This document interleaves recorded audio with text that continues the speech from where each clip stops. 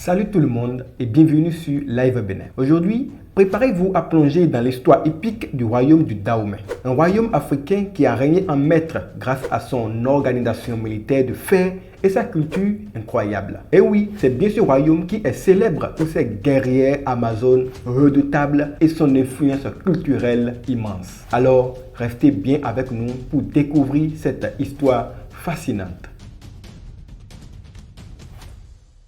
Alors, le royaume du Dahomey, c'était où? Situé dans l'actuel Bénin, en Afrique de l'Ouest, fondé au XVIIe siècle et ayant prospéré jusqu'à la fin du XIXe siècle, le Dahomey devient un État puissant grâce à une structure politique bien rodée et une économie florissante. En gros, il savait gérer. Ce royaume était entouré de puissances régionales comme le royaume d'Oyo au nord et le royaume du Porto Novo à l'est. Les relations avec ces royaumes étaient parfois tendues, mais il y avait aussi des périodes de coopération et de commerce. Et le Dahomey a su profiter de sa position géographique stratégique pour commencer avec les Européens, notamment les Portugais, les Français et les Britanniques. Une stratégie qui paie. Et maintenant, passons à la fondation du royaume. Selon les légendes, le Dahomey a été fondé par le roi Wegbadia au début du XVIIe siècle. Ce roi a uni les villages locaux en un seul royaume. Son fils Dakodonu et son petit-fils Wegbadia ont continué à étendre le territoire et à renforcer le pouvoir royal. Une petite anecdote sympa, le nom Dahomey viendrait d'une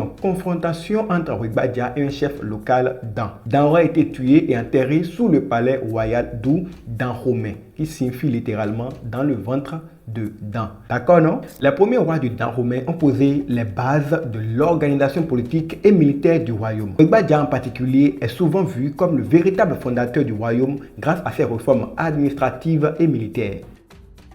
Le Dahomey était dirigé par un roi avec un pouvoir absolu, mais il consultait quand même un conseil pour les décisions importantes. La société était divisée en classes, les guerriers, les paysans, les nobles et les esclaves. Et attention, les femmes jouaient un rôle crucial, notamment les Amazones, une élite militaire féminine redoutable. Les rois étaient vénérés comme des figures semi-divines. Des figures importantes comme le roi Gezo de 1818 à 1858 et le roi Glélé de 1858 à 1889 ont marqué l'histoire du royaume avec leurs réformes et leurs succès militaires. Le système politique comprenait des ministres et des fonctionnaires pour gérer les affaires quotidiennes du royaume de manière efficace. La culture du royaume était riche. La religion principale, le vaudou, centrée sur la vénération des esprits et des ancêtres. Les arts et l'artisanat étaient très développés avec des sculptures, des textiles et une architecture distinctive. Les cérémonies et festivals, comme la fête des guerriers, célébraient les ancêtres et les esprits protecteurs.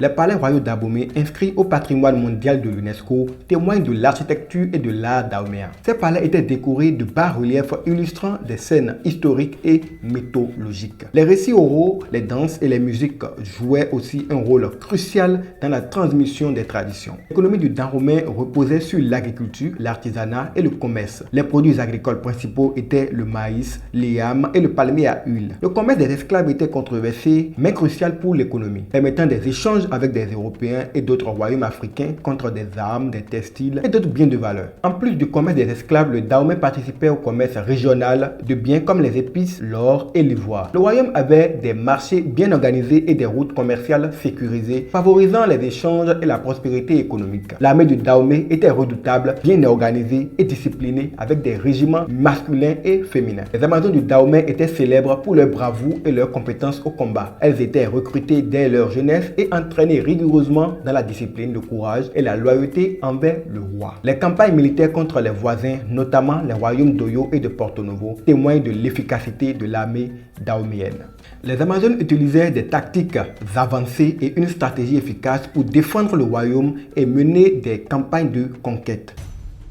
Le déclin du royaume de Dahomey fut causé par des facteurs internes comme les conflits internes et l'épuisement des ressources, mais surtout par les puissances coloniales européennes, notamment la France. Après plusieurs affrontements, le royaume fut annexé par les Français en 1894. Le dernier roi Béhanzin fut capturé et exilé, marquant la fin de Dahomey en tant qu'entité souveraine. Les guerres coloniales françaises ont été dévastatrices pour le Dahomey. La résistance héroïque de Béhanzin et de son peuple n'a pas suffi à empêcher l'annexion. Les conséquences de la colonisation ont radicalement transformé la structure sociale, politique et économique du territoire. L'héritage du royaume du Dahomey est encore présent dans le Bénin moderne. Sa culture, ses traditions et ses histoires continuent d'influencer la vie quotidienne et les célébrations contemporaines. Le royaume est aussi reconnu dans les arts et la culture populaire avec des références dans des livres, des films et des expositions. Les descendants des Amazones du Dahomey sont particulièrement célébrés pour leur courage et leur contribution à l'histoire. Les festivités modernes, comme la fête de l'indépendance du Bénin, intègrent souvent des éléments de l'histoire du Dahomey. Les palais royaux d'Abomey restent un site touristique et historique majeur attirant des visiteurs du monde entier. Voilà, on a exploré l'histoire fascinante du Dahomey de sa fondation à sa chute en passant par ses réalisations culturelles et militaires. Ce royaume africain a laissé une marque indélébile sur l'histoire et la culture de la région. Préserver cette histoire est essentiel pour comprendre et célébrer notre patrimoine commun. Merci d'avoir regardé cette vidéo sur le royaume de Dahomey. Si vous avez apprécié, pensez à vous abonner à la chaîne pour ne pas manquer nos prochaines vidéos sur l'histoire et la culture africaine. Laissez un like et un commentaire et dites-nous ce que vous aimeriez voir dans nos prochaines vidéos. À bientôt pour une nouvelle aventure historique.